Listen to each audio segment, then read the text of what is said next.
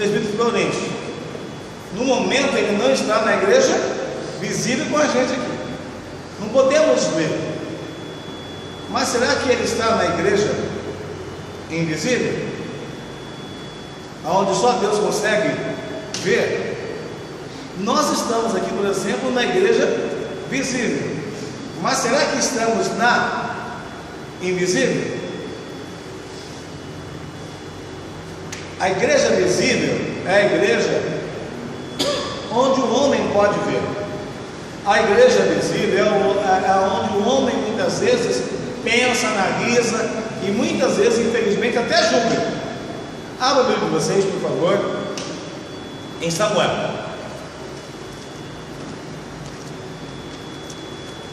Primeira carta, primeiro livro de Samuel, capítulo 16.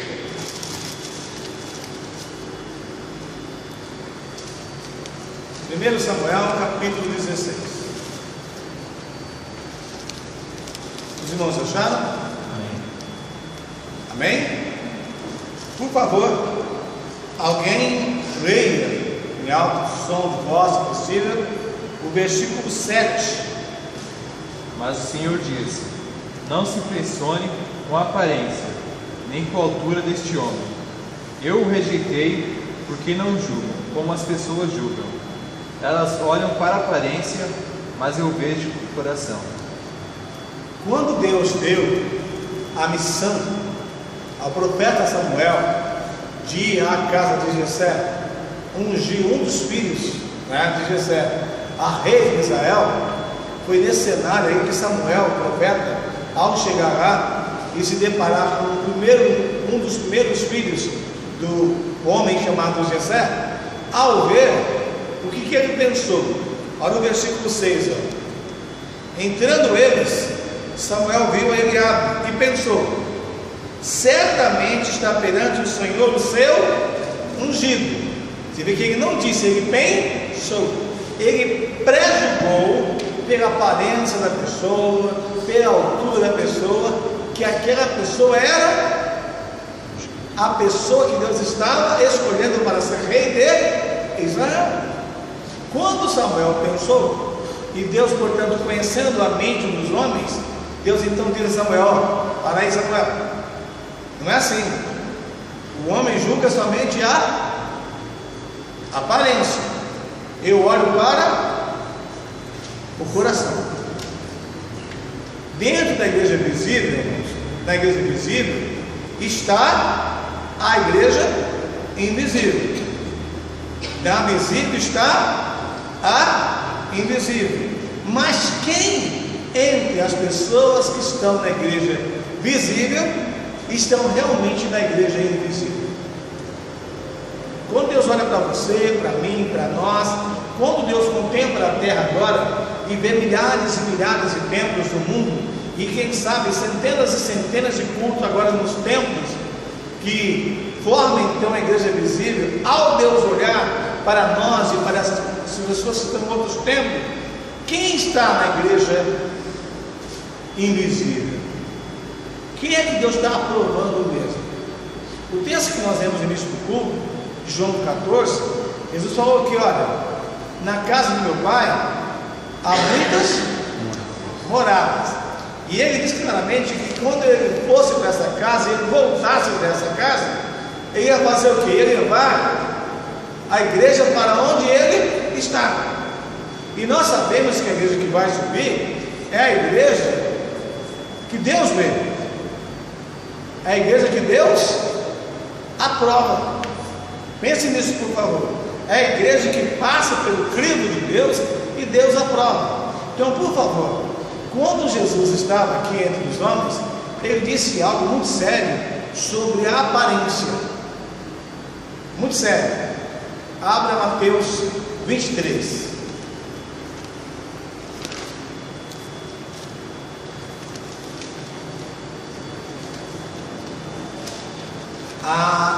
A ideia de Jesus nesse texto não era combater a aparência. O problema dos homens não está na aparência, mas sim no conjunto das coisas. o interno com o externo. Então vamos lá, Mateus 23, irmãos, acharam? Amém? Versículo 25. Ai de vós, mestres da lei e fariseus, hipócritas, limpais o exterior do copo e do prato, mas o interior está cheio de roubo e imoralidade. Alguém lê o 26, por favor. Fariseu cego, limpa primeiro por dentro o corpo e o prato, para que também por fora se torne limpo. Em outras palavras, está dizendo que as pessoas, usando a simbologia de limpar copos, as pessoas muitas vezes lavam o copo por fora, mas não lavam o copo por dentro. Então, se você pegar um copo todo gordurento, cheio de gordura, cheio de óleo, por exemplo, e lavar ele por fora, ele não vai ficar limpo de verdade. Ele vai se manter sujo. Isso é simples. Então, Jesus gosta de usar coisas simples, coisas que façam com que nós possamos compreender o que quer dizer sobre a igreja. Ele fala do copo e fala também do prato. Vamos continuar o texto, por favor. Versículo 27. Ai de vós, mestres da lei e fariseus hipócritas, sois semelhantes aos sepulcros caiados, que por fora realmente parecem formosos, mas por dentro estão cheios de ossos de mortos e de toda imundícia. 28. Assim também vós exteriormente parecem justos aos homens, mas interiormente estão cheios de hipocrisia e de iniquidade. Quem falava isso, irmãos, é quem conhece a igreja por dentro. Ele sabe, entre as pessoas que estão na igreja visível, quem realmente é membro da igreja invisível. Voltando a expressar o texto de Samuel, vê que Deus fala claro para Samuel: você olha para a aparência, Samuel, eu olho para o coração. Talvez alguém possa dizer assim: então o exterior não é importante? É lógico que é importante, só que o exterior precisa andar junto com o interior, porque quando Deus analisa o exterior, Ele vai olhar para o interior, e ao analisar os dois, Ele vai aprovar ou reprovar. Ou seja, os dois precisam andar juntos. Em outras palavras, o que eu falo, que é o que vocês podem escutar, precisa combinar com aquilo que está no meu coração. Um dos nossos irmãos no passado entendeu perfeitamente isso, porque era um homem que tinha o Espírito de Deus, mas viveu algumas experiências complicadas. Estou falando de Davi. E como o nosso papel aqui não é julgar Davi, mas sim tirar da experiência de Davi algo para nós hoje, olha o que o salmista Davi falou no Salmos 19.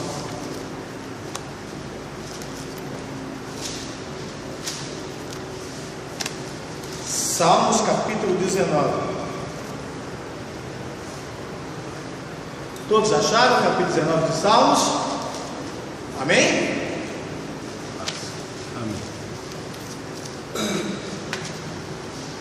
Olha o versículo 14.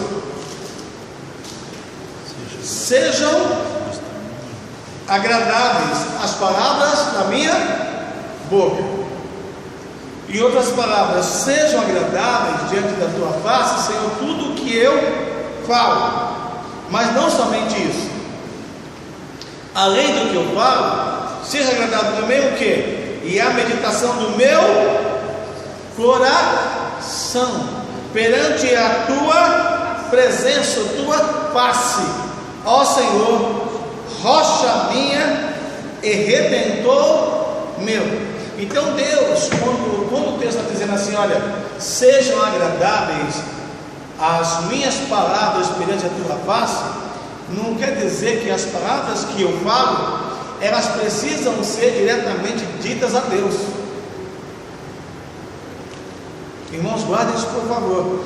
Nem todas as palavras que você fala, que eu falo, que nós falamos, elas precisam ser ditas diante de Deus, para que Deus se agrade, ou para Deus. Tudo que você e eu falamos, vai estar sempre na presença de Deus. Só que tem hora que vai ser dito a Deus, e tem hora que vai ser dito ao nosso próximo. E quando Deus olha para o que falamos entre nós, ou Ele vai se agradar, ou vai simplesmente se entristecer. Amém? Então, por exemplo, olha que está em Marcos capítulo 7. É a igreja visível, né, irmãos? Ou seja, o grupo que está dentro do contexto visível. Marcos capítulo 7. Os irmãos acharam? Amém? Vamos ver um pouco mais o texto, para nós entendermos como Jesus tratou a questão tão séria que hoje muitas vezes estão se esquecendo. Vamos lá, versículo 1. Ajuntaram-se a Jesus os fariseus e alguns mestres da lei que tinham vindo de Jerusalém. Olha aí, irmãos, mestres da lei e fariseus. É exatamente o que está em Mateus 23. Mestres da lei e fariseus. Versículo 2: E vendo que alguns dos seus discípulos comiam o pão com as mãos impuras, isso é, sem lavar, os repreendi. Ou seja, os fariseus, os mestres da lei, ao ver que os discípulos não lavavam as mãos para se alimentar, não era lavar de espécie alguma, mas não se lavar conforme o quê? Olha o versículo 3, por favor, alguém lê o 3. Pois os fariseus e todos os judeus não comem sem lavar as mãos, até os cotovelos, apegando-se à tradição dos homens dos tempos anteriores. Está vendo? Então esses fariseus e alguns judeus tinham como hábito uma tradição. A tradição deles qual era? Lavar as mãos muitas vezes para poder se alimentar. Ao ver os discípulos sem cumprir a tradição dos homens, eles repreenderam os discípulos. Vamos lá, versículo 4: Quando voltam da praça, se não se lavarem, não comem. E muitas outras tradições. Olha lá, há que receberam para observar como lavar os copos, os jarros, os vasos de metal e as cantas. É o que está lá em Mateus 23. Como Jesus falou: vocês lavam o copo, só por fora. O texto continua. 5. Depois perguntaram-lhe os fariseus e os mestres da lei: por que não andam os seus discípulos conforme a tradição dos antigos, mas comem com as mãos sem lavar? Aparência. Versículo 6. Alguém leu 6? Jesus respondeu: hipócritas, como Isaías estava certo quando falou a respeito de vocês. Ele escreveu assim: Deus diz: este povo com a sua boca diz que me respeita, mas na verdade seu coração está longe de mim. Para aí. Esse povo diz com seus lábios que me respeita, me adora, me louva, mas onde está o coração deles? E quem podia dizer que o coração dessas pessoas estava longe?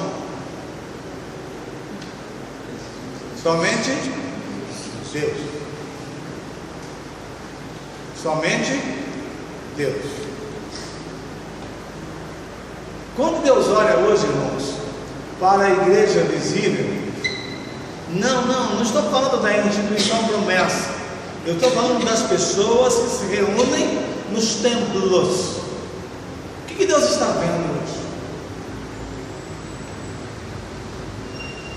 Como é que Deus está vendo você? Como é que Deus está nos vendo hoje? A verdade é que o texto dá sequência, e Jesus fala aqui no versículo 7, em vão, porém, me adoram, ensinando doutrinas que são preceitos de homens. Em outras palavras, dizendo o seguinte, irmãos, existem muitas pessoas dentro da igreja visível que está praticando muitas doutrinas, está obedecendo muitas doutrinas, mas doutrinas que vêm de quem? De homens. E que tipo de culto eles estão produzindo? Um culto vão, um culto sem valor, um culto que Deus não se agrada. É um culto que faz essas pessoas estarem só na igreja visível e não na igreja invisível. Não se esqueçam, a igreja tem essas duas faces, a visível e a invisível. Nem todas as pessoas que fazem as obras são hipócritas. Não. Há muitas pessoas que fazem obras que são verdadeiras. Elas são agradáveis a Deus, mas elas muitas vezes são vistas também pelos homens. Mas qual é a diferença então? É o princípio que rege suas mentes, suas palavras e suas ações. Abra Mateus capítulo 5.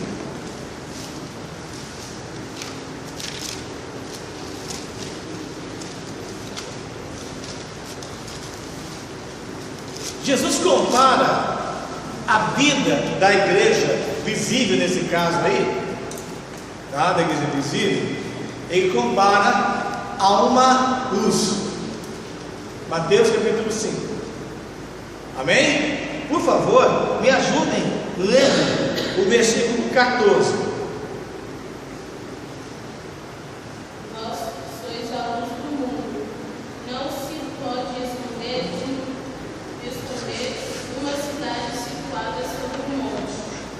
Vai.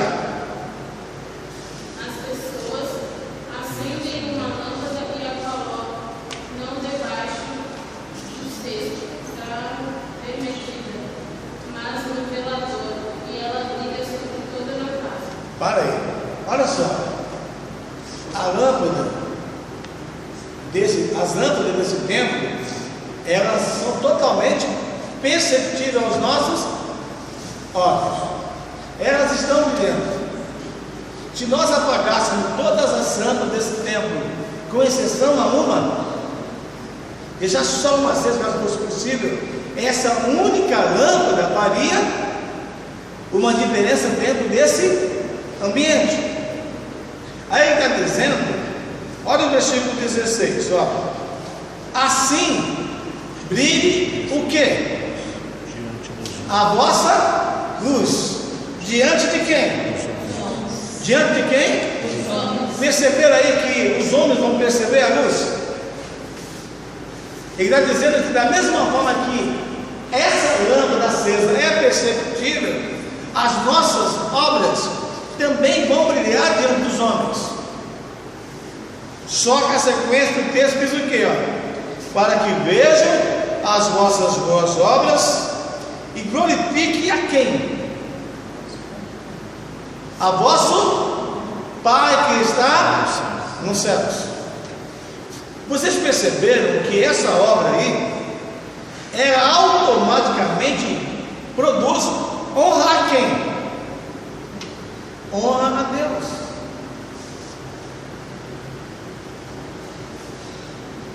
Jesus deixa claro isso, amados.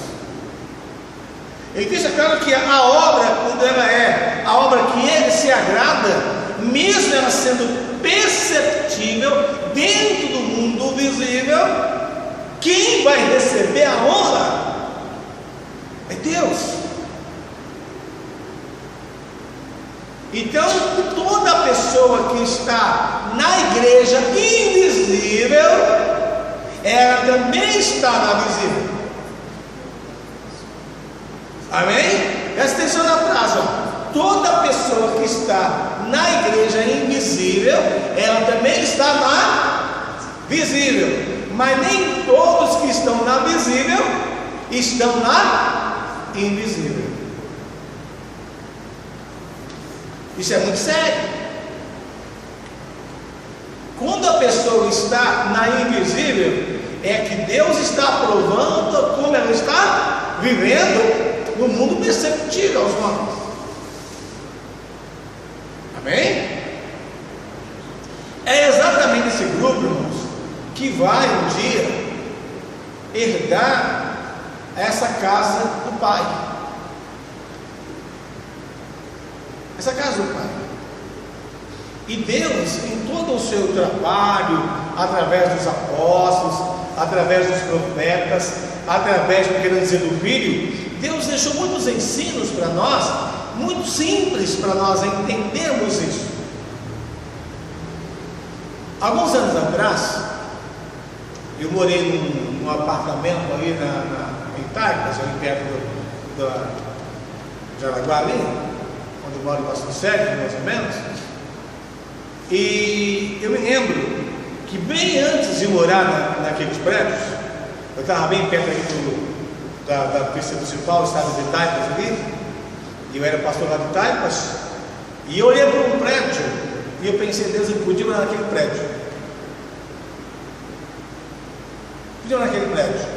E olhei para algumas janelas, e a janela do apartamento que eu foquei antes de saber que ia morar lá, foi exatamente o apartamento que eu fui morar. Foi exatamente o que eu fui morar. Mas por que eu estou falando isso?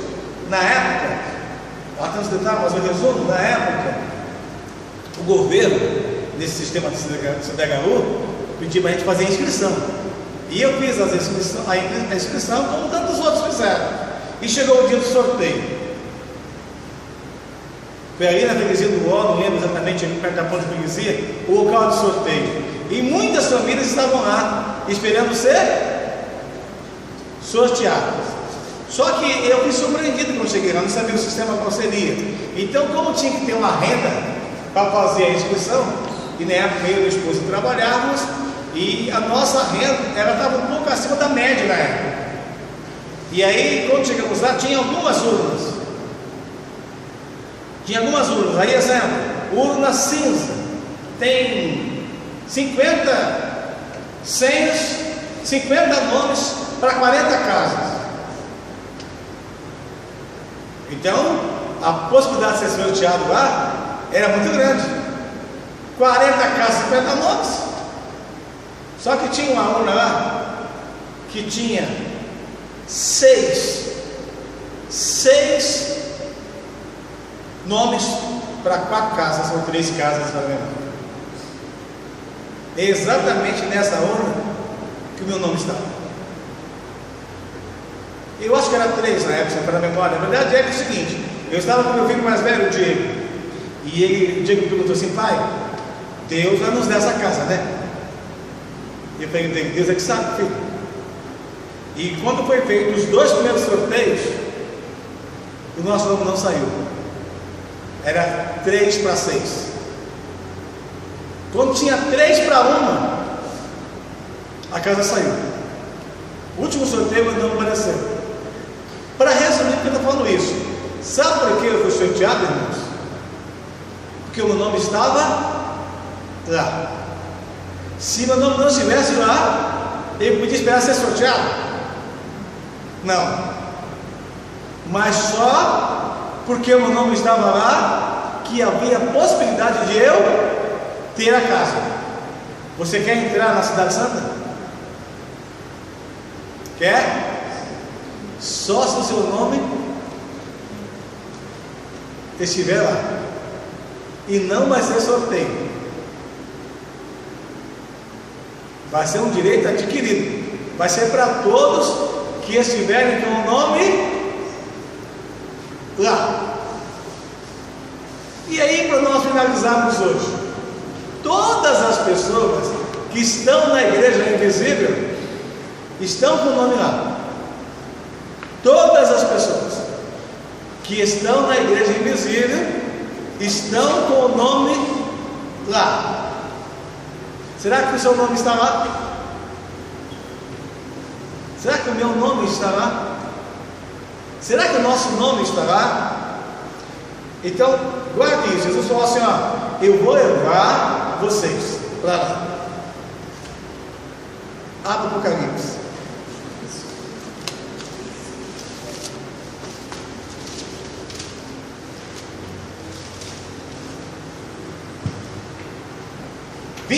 Dois, 21, por favor, capítulo 21.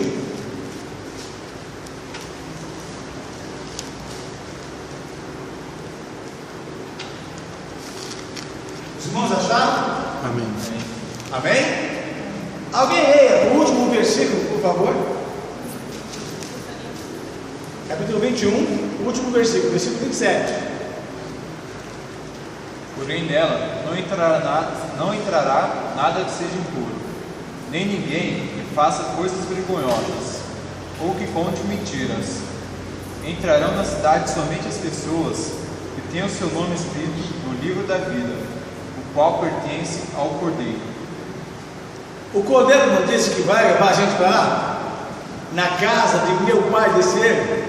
Então, ó, só vai entrar lá quem estiver com o nome escrito lá no livro da vida. Amém? Então, por favor, queridos, toda pessoa que está fazendo hoje o culto baseado em doutrina de homens, vocês podem ter certeza, se terminarem assim, elas não estão com o nome lá, porque elas só obedecem mandamentos de homens. Existem alguns mandamentos de homens, irmãos, isso é até bonitinho, mas eles idem muito com a aparência. Existe um determinado ministério, por exemplo, que proíbe as mulheres usarem motocicleta, não pode andar de moto. E isso era assim até alguns anos atrás. Eu não sei se continua assim. Eu vi o estatuto dessa igreja, eu tenho em casa até hoje lá. Não pode andar de moto. As mulheres não podem andar a cavalo. E tem mais: o homem não pode usar bigode. São tudo coisa bonitinha, né? Aí vou explicar porque que não pode a mulher andar de moto. Vocês não precisam explicar para vocês qual é a ideia deles, né? Então, ele está muito associado à aparência. Ó, não pode usar roupa X, só pode usar roupa J. Como não pode usar roupa X, que daria direito à mulher usar a moto, já a roupa J não dá porque fica curta, então proíbe usar a moto. Então a pessoa não usa a moto e obedece o mandamento de homem. Não vou andar de moto, que a minha igreja me proíbe.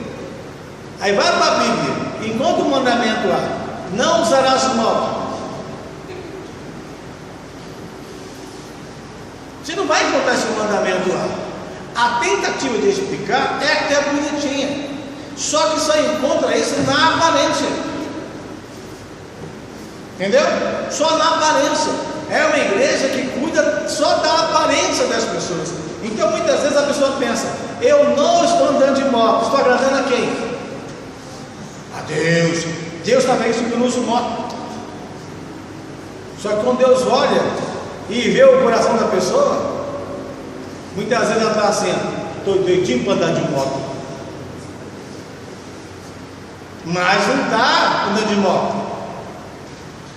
Agora muitas vezes eu não ando de moto, moto, está feliz por não andar de moto, mas não está perdoando ao próximo, por exemplo. Então os mandamentos de Deus, irmãos, faz com que a nossa aparência seja verdadeira. Além de ser verdadeira, tudo que a gente faz honra quem? Honra a Deus. Então essa ideia de Jesus de dizer, ó, eu vou levar vocês para que onde eu estiver, precisar vós também, nós temos que entender que ele diz assim, ó, na casa de meu pai há muitas moradas. Ele não disse vou fazer moradas, já há moradas na casa de meu pai. E essa morada é para quem? É para quem estiver com o nome lá. E quem é que está com o nome lá? São as pessoas que vivem uma vida que agrada a Deus. Pessoas que, apesar de estarem na igreja visível, ela não se limita à visível.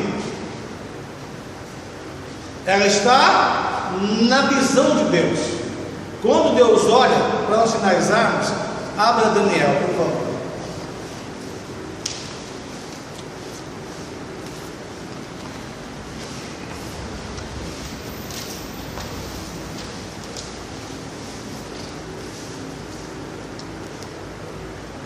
Daniel capítulo 1.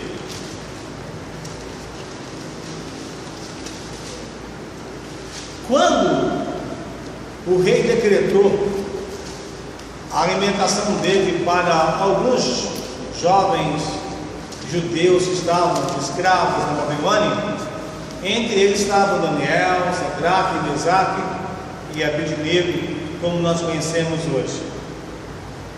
Quando foi proposto a eles a alimentação do rei, Daniel propôs algo.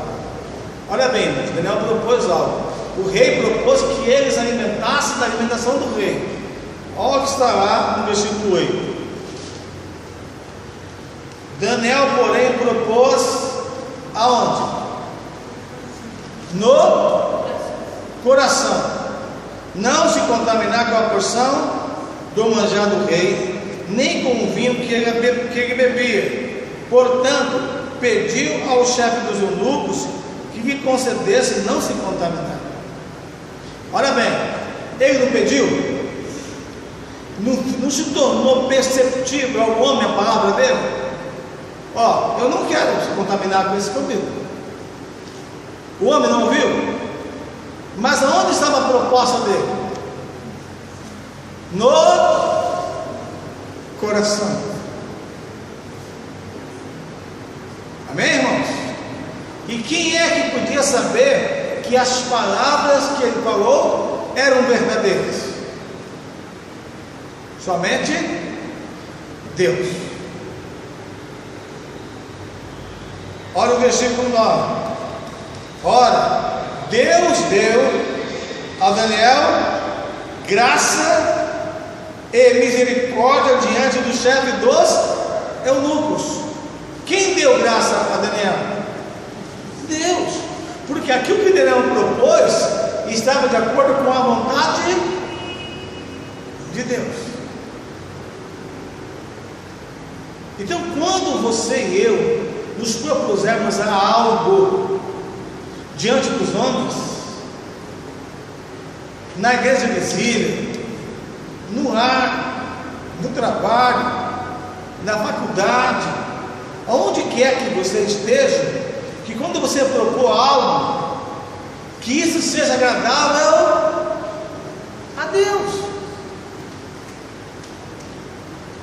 que tudo que eu e você falarmos diante dos homens, como já disse, ainda que não seja dito a Deus, que Deus escute e Deus se agrade.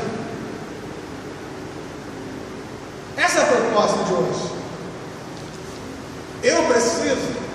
Nós precisamos estar nessa igreja que Deus se agrada. Deus precisa olhar para você, para mim, para nós, nessa noite, e se agradar de nós.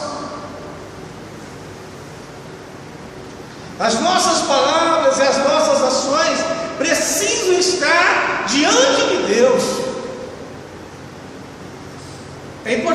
demais isso. É importante demais. Então, quando você falar com o teu próximo, não importa quem seja esse próximo, seja sua mãe, seja seu pai, seu cônjuge, seu filho, seu vizinho, seu patrão, seja lá quem for, quando você falar, que Deus escute o seu coração, que Deus escute o nosso coração, e que isso passe pela aprovação dele. Por quê, irmãos? Então, fechando hoje, por que quando falamos precisa ser aprovado por Deus? Eu não sou especialista em sinais, mas eu já preguei um dia sobre eu, você e as nossas palavras, né? Talvez alguém de vocês aí já saiba a linguagem de sinais, eu não sei, mas na ideia do sinal, por exemplo, então quando você faz um movimento de positivo, assim nós vemos positivo, quando você faz esse movimento, que a pessoa vai interpretar o que você fala, quando você vai escrever algo, que alguém vai ler o que você escreveu, você quis se comunicar. Quando Deus vê o seu sinal, e quando Deus vê a sua escrita, para Deus, quando Ele vê o seu sinal, a sua escrita, ou escuta a sua voz, para Deus é a mesma coisa. Quando você fala algo, quando eu falo algo para alguém, esse alguém nunca vai poder provar que você falou, a não ser se ele tiver testemunha, e eu acho que é capaz de você arrumar umas 15 que prova que você não falou, e ele vai ficar perdido. Só que tem um detalhe: se a pessoa gravar, fica mais fácil ela provar. Porque para Deus o sinal, a escrita e a fala é a mesma coisa? Por quê? Último texto, Colossenses.